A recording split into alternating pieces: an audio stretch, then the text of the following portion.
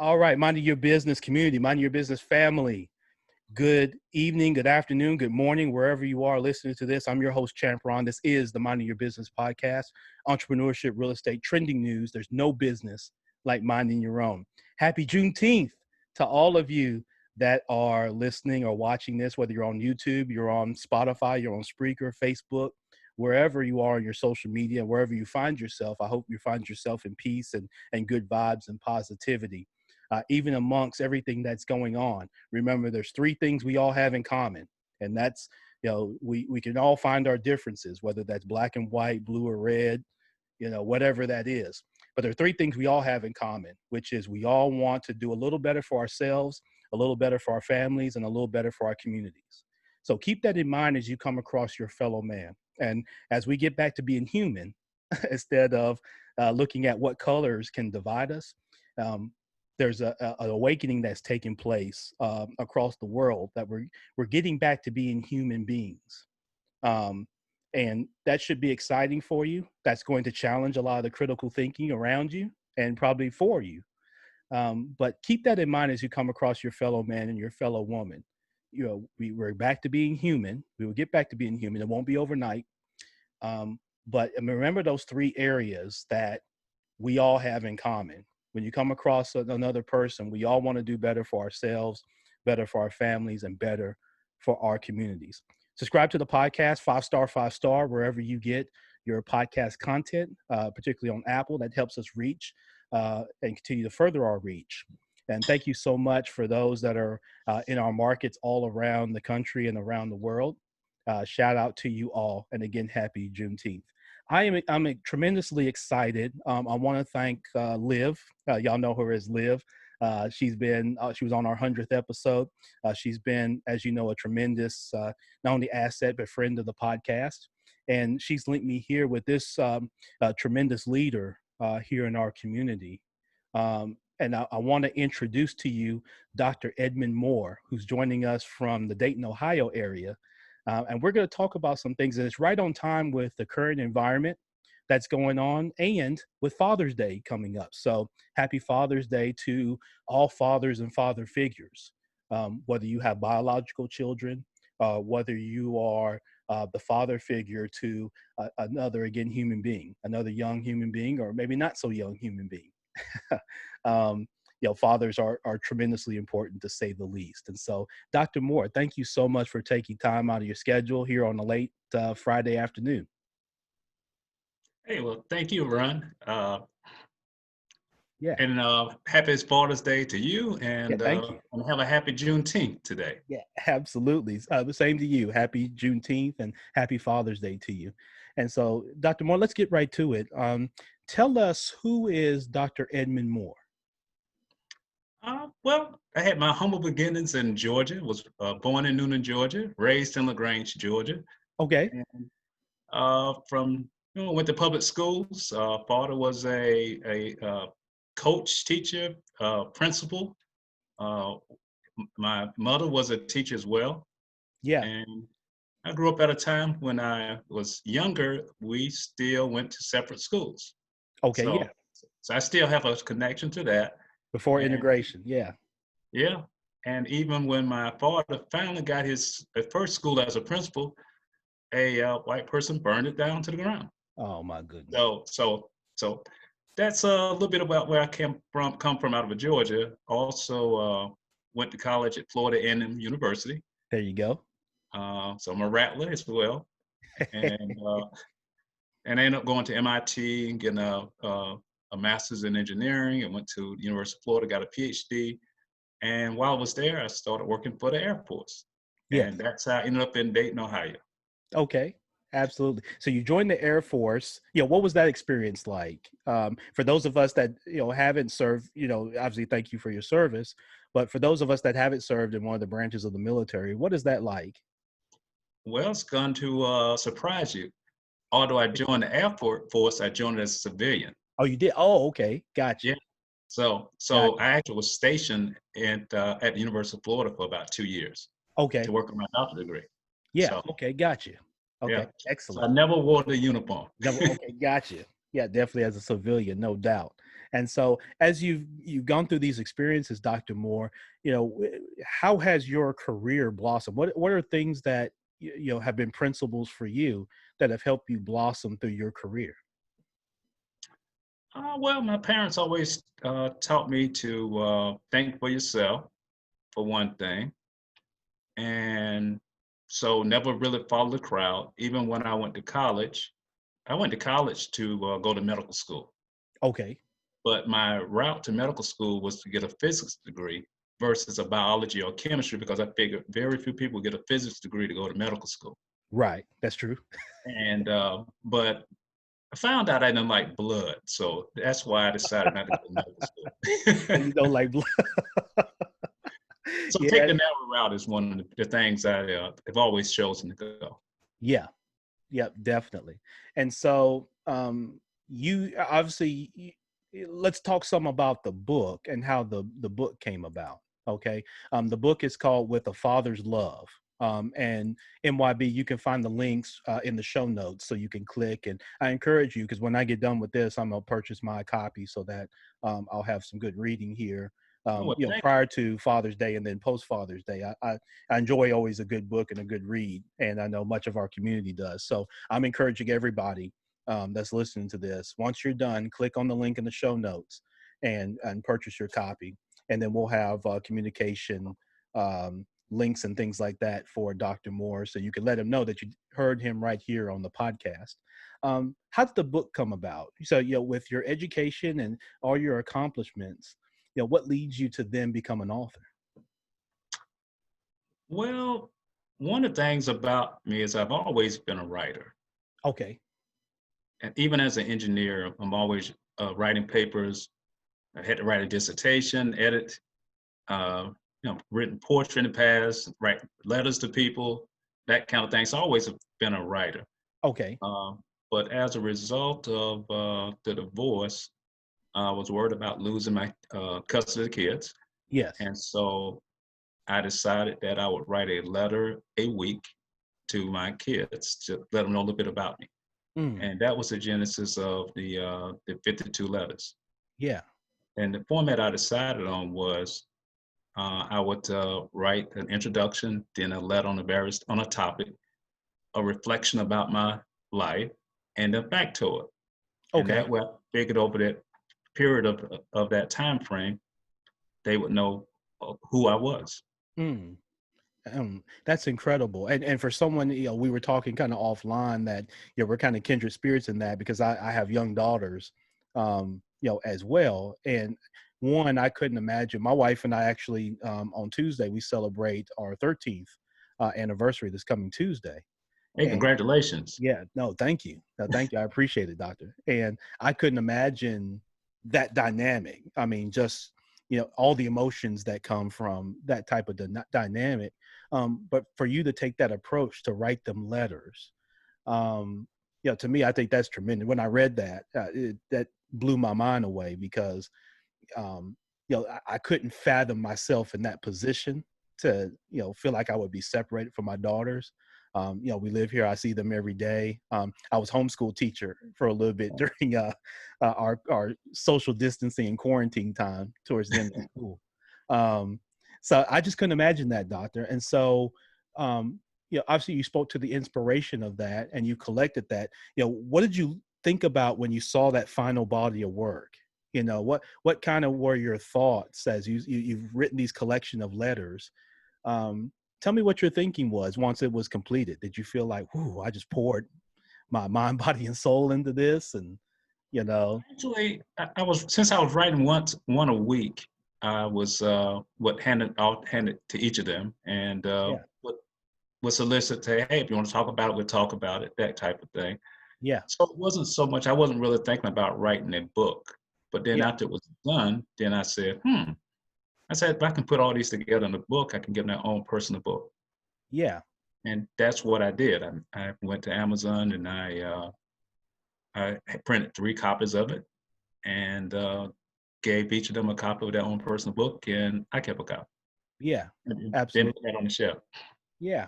And obviously family is very important to you. I mean, obviously, as you're talking about with your daughters, and you're very involved in the community through your church and different things like that, civically. So talk about what all that means to you, Doctor, as you've gone through your career, you've been successful in your career, you've overcome obstacles.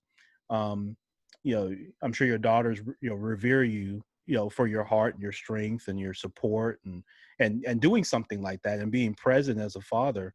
Talk about that importance of the things that you do. I mean, you give a lot of yourself, obviously, as I'm looking, and whether it's fraternity, whether it's in church, like I mentioned. So talk about what all that means to you. One of the things I really value is giving service back to the community. Yeah.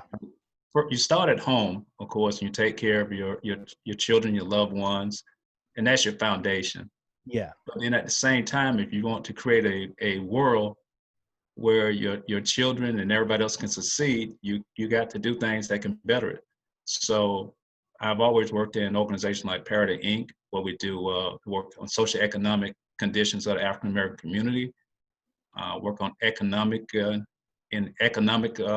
ventures such as the new market tax credit and citywide board. I've worked in the healthcare industry or field by even working on the Montgomery County Alcohol, Drug Addiction, and Mental Health Services Yeah. board, which it's a very enlightening experience there, Yeah. as well as tutoring, and I mentor several young men as well. So, and of course the church where I teach Sunday school, and Yeah. as well, and support our youth ministry. Yeah, there, definitely. And my dad's an engineer, by the way. So he graduated University of South Carolina. He's a civil engineer by trade, and he runs physical plant and planning here at the University of Memphis. Okay. Um, yeah, here. So yeah, so I can relate to the engineering approach. He was really hoping I'd grow up and become an engineer, um, but that wasn't quite in the cards for me. You went for the money. Yeah, yeah, literally by going into banking for sure. But so I just tell them, hey, I engineer money, Yeah. So, Doctor, obviously in today's climate, we've got kind of two things. Well, we got many things going on. Two of them are really kind of running parallel, which is the the COVID-19 coronavirus pandemic. And then there's another virus that has been around much longer, which is the virus of hate and of racism. Right.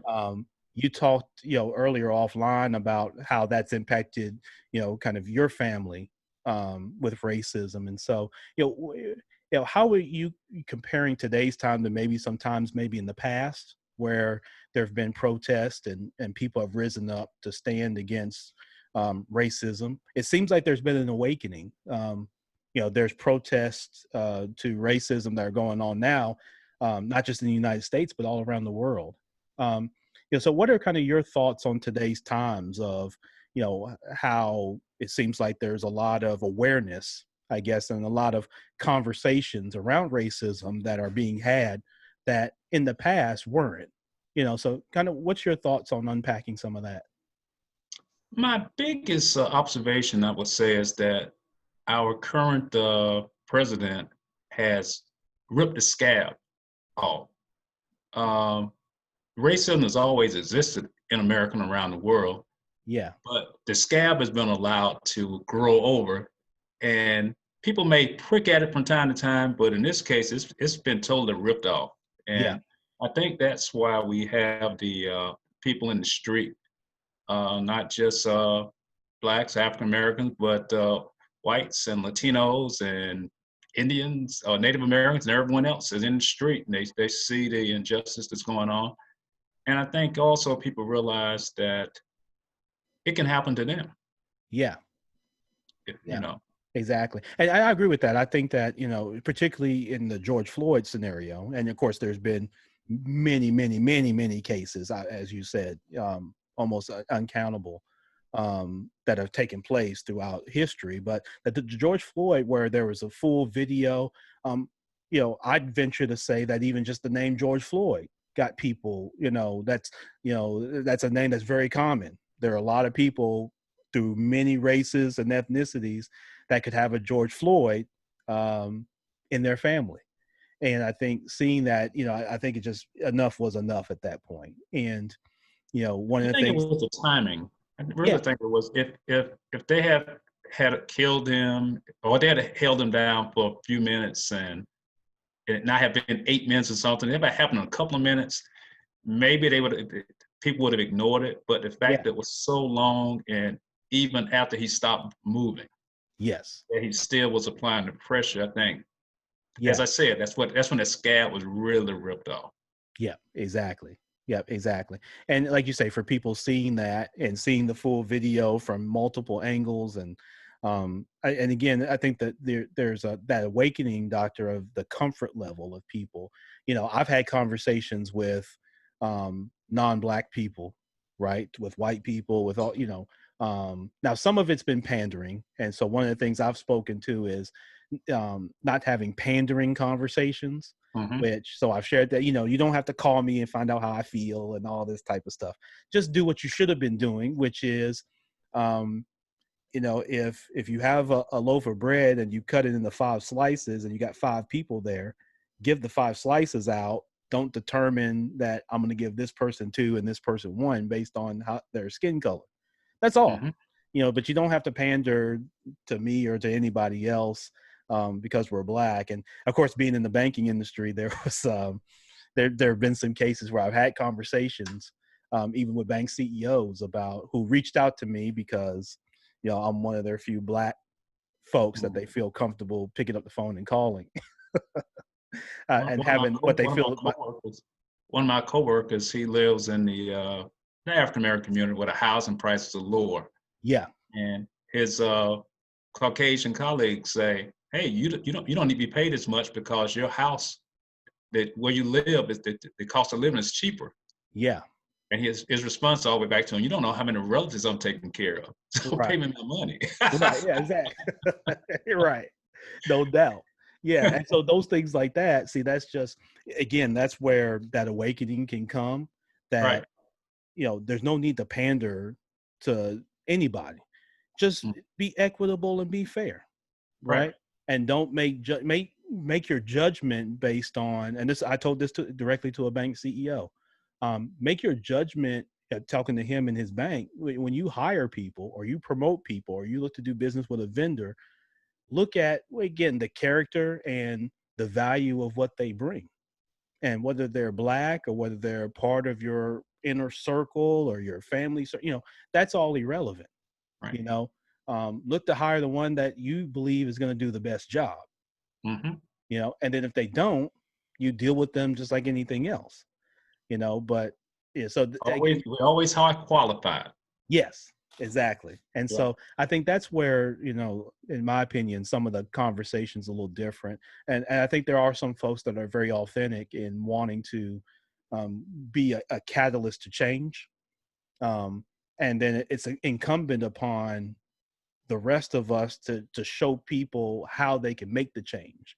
And that's Mm. one of the things I was going to ask you is your thought on that point of, it's one thing for to put out corporate statements and things like that, and be against racism or support Black Lives Matter, or that sort of thing. But what are some actionable items that you see that Black people can request, of white people to, um, you know, help eradicate racism? I don't think you could ever completely eliminate racism, but to help eradicate it some, or create such a stigma, that's against racism, that being outwardly racist is just so frowned upon, not just by Black people but by white people too. What's kind of your thought there? In my organization, I've recommended the book White Fragility Mm, by Robin DiAngelo. yeah, And good one. what I tell folks in my organization, I said the racism is not the minorities' problem. The blacks, folks, African Americans, or even the Asians or the Latinos in the organization who are being not advanced as much as they should. I said, but it's the attitude of the whites who set the culture in the organizations, that they really need to look at themselves, and they need to have that internal look within themselves and see what they are doing. Mm, And they don't need us telling them what they're doing wrong, because all they're going to do is get upset with that. So right. take that inner look and then come back and tell us what you're going to do to make a change. Yeah. Yeah. No, that definitely makes sense. I think that's a great perspective and a great look into that. Yeah. So Dr. Moore, obviously we've talked some about family and we've talked about the community and that sort of thing. Specifically for fathers, obviously Sunday is Father's Day. Um, our communities, I think, understand, or hopefully they do, that the importance of fathers and fathers in homes and active fathers, in families, in communities, men being leaders, that sort of thing. What would be your message to fathers, on this Father's Day? Um, there's all kinds of different scenarios, right? And you could talk all the rest of the day about all the different scenarios and relationships and things like that. I think all of us could agree that men and women working together um, is always going to breed positivity, if we can work well together and have respect and have love and that sort of thing. But specifically for fathers, whether it's a father that's been tremendously active, like you and myself and many, many, many others, because sometimes narratives get spun in a negative fashion when it comes to Black men and fatherhood. Um, but what would be your kind of message to fathers on this Father's Day? It would be love your children, spend time with them, show them that you love them, not just in words, but in what you do. Model that love to them. Yeah. Being a Christian, I always look at being a servant leader. Yeah. But at the same time, we still need to teach our children the tough lessons that are going on, because society, you don't want society to be the teacher of your children. You Yeah. want to teach them the lessons at home, so they minimize those errors learning by bad experiences. Yeah. Yeah, definitely. It's something that with me having young daughters, so having elementary school age daughters, a lot of lessons are coming up for the first time, and I'm sure you can remember that when your daughters were Mhm. younger, and you're learning some of those lessons for the first time in terms of being aware of your surroundings and kind of who your friends are and Mhm. that sort of thing. But then also, as a parent and for me as a father, it's like you say, modeling the behavior, um, letting your children know that while you're not perfect as a parent, um, you know, I'm here to help inspire and engage your success, so that one day, you'll go out and you'll be, the adult, All and right. you'll be able to make decisions, um, and be able to kind of synthesize and analyze and interpret information to be able to make decisions. And so that's where lessons are coming from. They're not for me to police. Mhm. um, and that's something that I've always shared with young parents is you're not there to police them, which means Right. wait for them to do something wrong and then chastise them for it being wrong. And the reason that it was wrong is because I said it was wrong. you know, it's teaching them the lesson and modeling that behavior. And then at the end, too, doctor, being able to come back, even as a parent, and show respect, as well as be willing to admit to fault and apologize even to children. Because Right. one, you can't teach them to do that, if they've never seen you do it. They don't know what that looks like. And so even when, as a parent, even when I'm wrong, um, teaching them that it's okay to own up to your mistakes, look to make it right, right, and then be better for it. And those are lessons that my wife and I look to instill with our daughters, and I know that you did with yours, and encourage many fathers to do that same thing. Yeah, the one thing is, a lot of times the children will look at you as being perfect, and I always let them know that none of us are perfect. There was only one that was perfect. Right. But take the good that we do, And if you see us doing something wrong or observe something bad, ignore that one. Mm-hmm. You know, try to just take the good from the, not the bad. Yep. I did give them the warning that when you grow up, you're gonna start acting just like your parents. Right. And you know what's funny about that is, real quick story, doctor, to solidify the point you just made. So I remember finishing college right here at the University of Memphis. I'd already started. I was fortunate to have already kind of started my career. So, at graduation, I knew where I was going. I was starting work the next week because I'd already been working a year.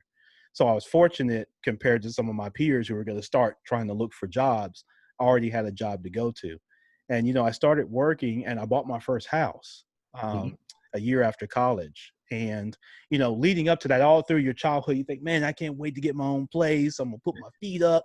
I'm going to drink juice straight out the bottle and I'm going to be doing all this stuff. And what happened is the complete opposite. When I got my own home, all of a sudden that thermostat is viewed different when the bill comes in my name, right? It's like, wait, what's that set to? You know what I mean? Hey man, get your feet off the, you know what I mean? And you turn the lights off. Yeah, right, exactly. I don't have it lit up like a Christmas tree. Like when you at your mom's house, you leave every light on and you're running around. That's different when the bill comes in your name.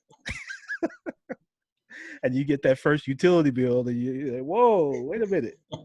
And so, it humbles you real quick and it gives you a perspective that's different. And I think that, again, instilling, those lessons is very critical for us all. But yeah, I called my mom. I was like, oh, so this is what, being an adult's like, she just laughed. She's like, congratulations. Yeah. I said, like, welcome to the club. You thought being a kid was so bad, huh? Yeah, here you go. Now, get a load of being an adult. So, as we kind of wrap up here, Doctor, it's been a very fun conversation, very insightful. You talked about some best practices to fathers, but I want to shift gears a little bit to people in business now, whether they're in the workforce or they have their own business. Obviously, there's a lot given this environment of supporting Black business and that sort of thing. What are maybe some best practices you have for just people kind of in general in being successful? Because look, there's it's without question that people have been impacted by this pandemic, personally and professionally. There are mental health concerns. There are people unemployed. They're having trouble getting unemployment. Businesses have been impacted. They're trying to get these, PPP loans and all this type stuff, which that's some of the work that I'm doing is, again, helping these banks, look at, their entire portfolio and then looking at how many of these loans they're doing and is that lining up, right?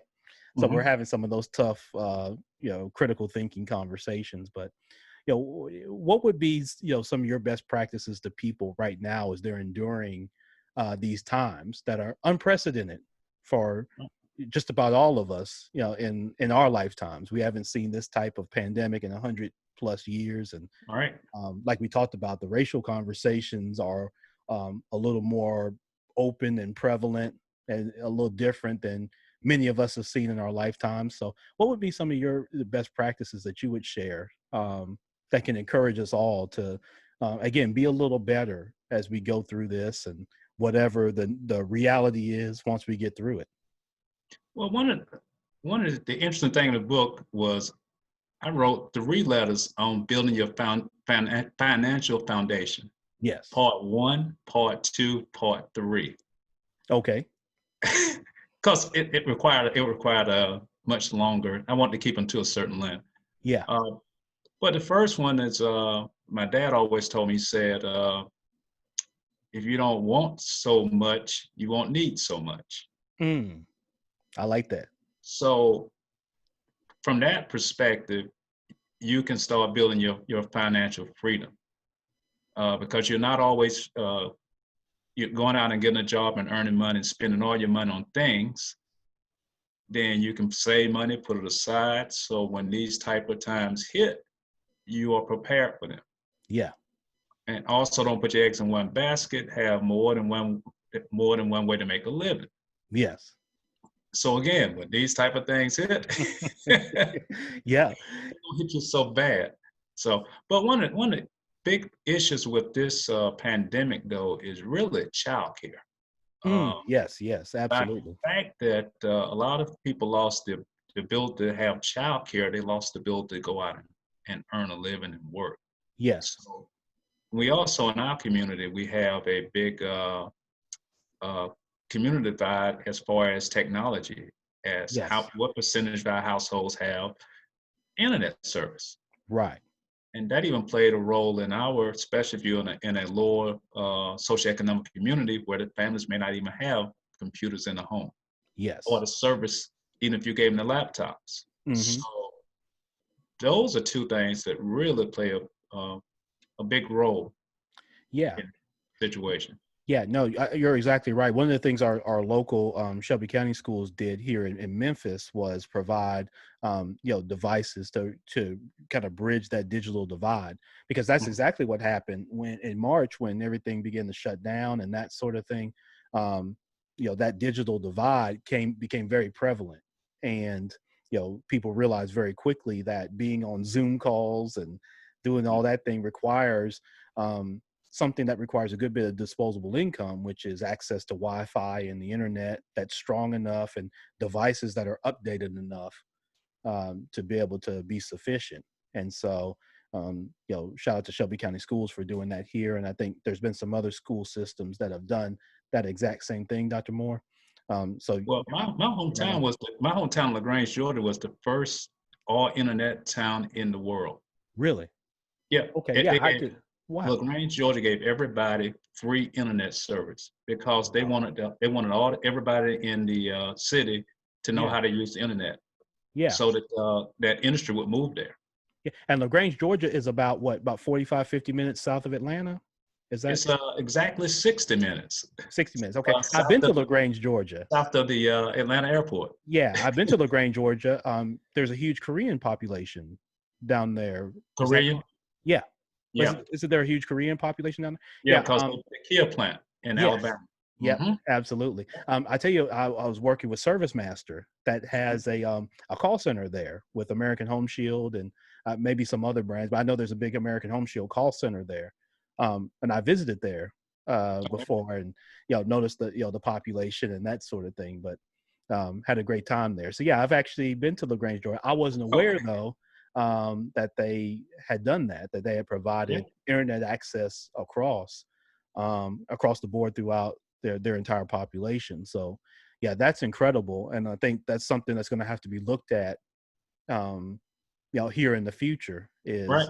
is, how can cities and towns provide that access and then, provide access to the type of updated devices that allow for people to work from home when they can. And like you say, for kids to be able to, to learn, and engage, because again, it was even for those that had the technology, it was a challenge learning to use it. Right. Um, and then there were many people, even with my daughter's school, and they go to a pretty, very reasonable school with, some people who do very well in life.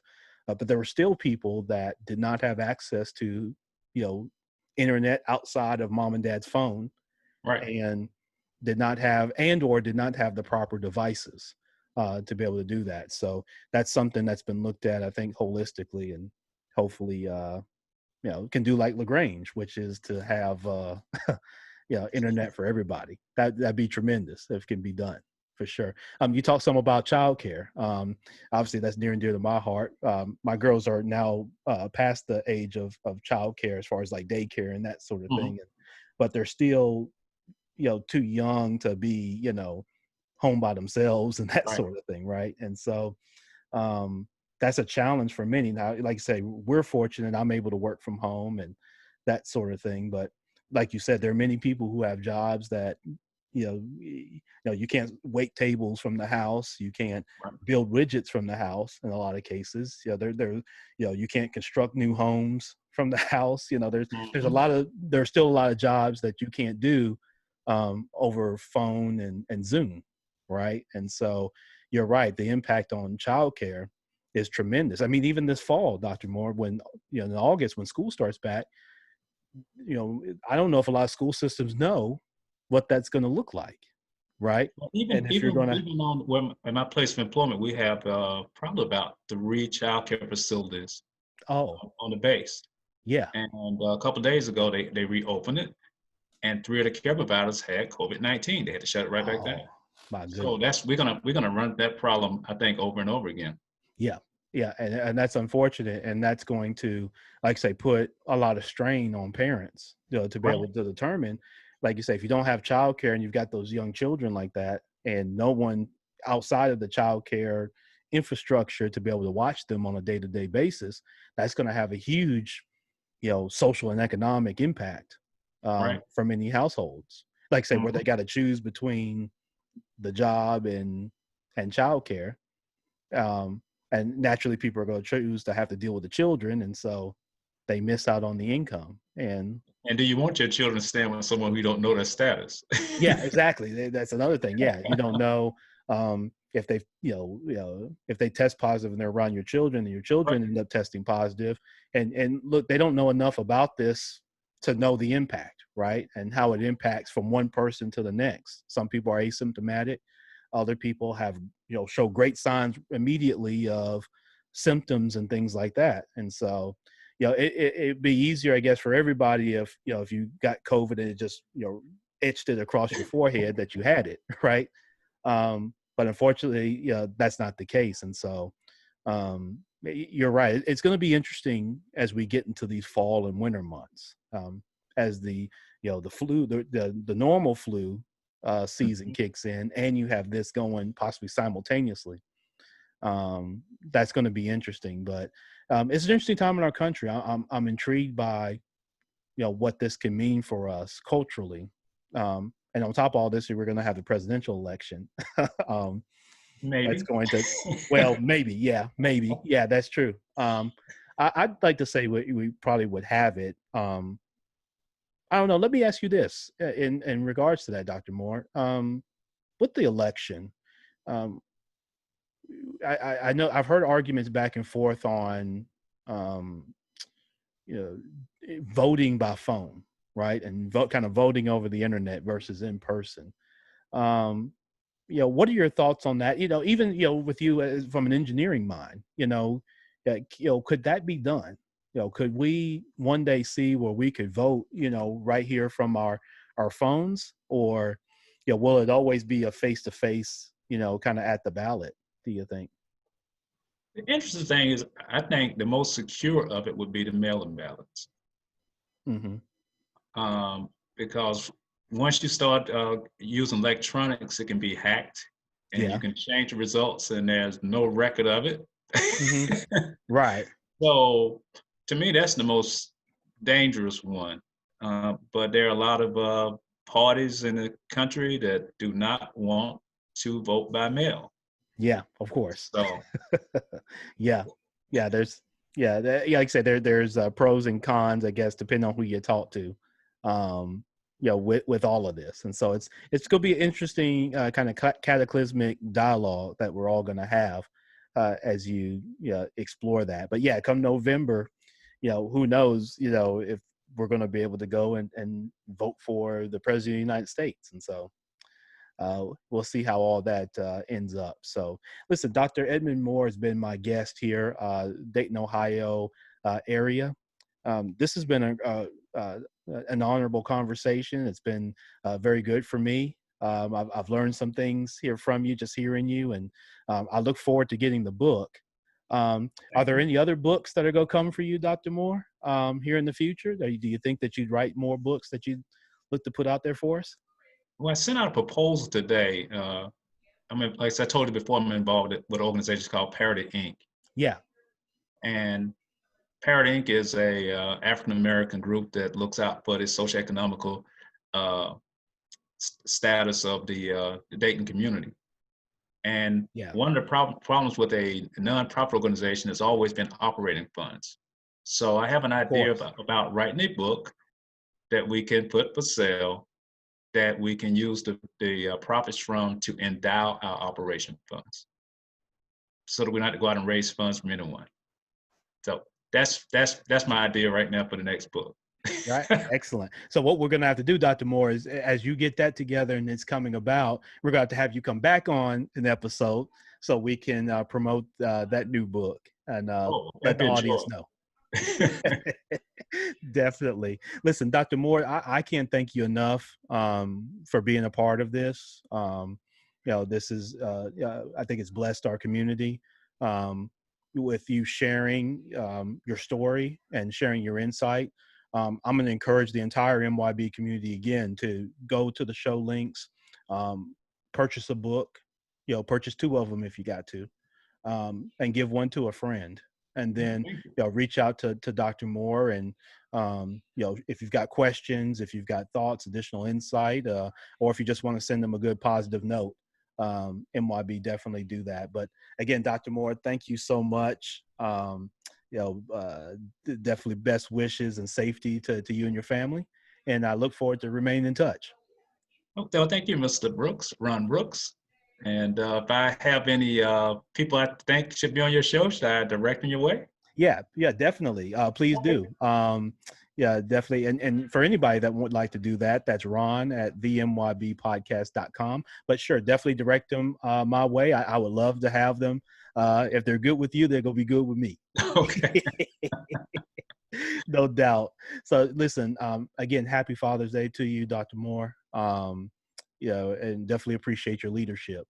Well, likewise, happy Father's Day to you. And I know your young daughter's going to take care of you as well as your wife for 13 years. Yes, So, absolutely. Yeah, all right. looking Be forward to all blessed. of that. Yeah, thank you. You too. Thank Take you. care. And MYB, again, that was Dr. Edmund Moore joining us. And again, go into the show notes. Make sure that you get a copy of the book. You click on the link. You can buy it right there from the various platforms. Make sure you do that, and then let me know. And with my new online database that we're going to have here, we are going to make sure we have Dr. Moore's information there for his books. You'll be able to soon go right to the MYBpodcast.com website, and you'll be able to purchase it right there for your convenience. So listen, thank you all so much, fathers, men of valor, men of courage. Happy Father's Day to you. Men who maybe have fallen short of their fatherly duties and that sort of thing. Um, if you wake up today and you wake up tomorrow, every day is another opportunity for you to get it right. So, nothing positive comes from all of us being negative. So women, encourage your men in positivity and in love. And men, if you feel like you haven't done what you should have done or what you need to do, now's another opportunity. So I encourage you to take an opportunity now to get it right. Father's Day will pass, and then you'll have the next day. We'll have Monday. And definitely look to be the very best that you can. Listen, I'm out. Chaperon, the Minding Your Business podcast. Again, 5-star on Apple. Go to www.themybpodcast to listen to any of our episodes and connect with more content. So definitely go be great for yourself, for your family, and for your community.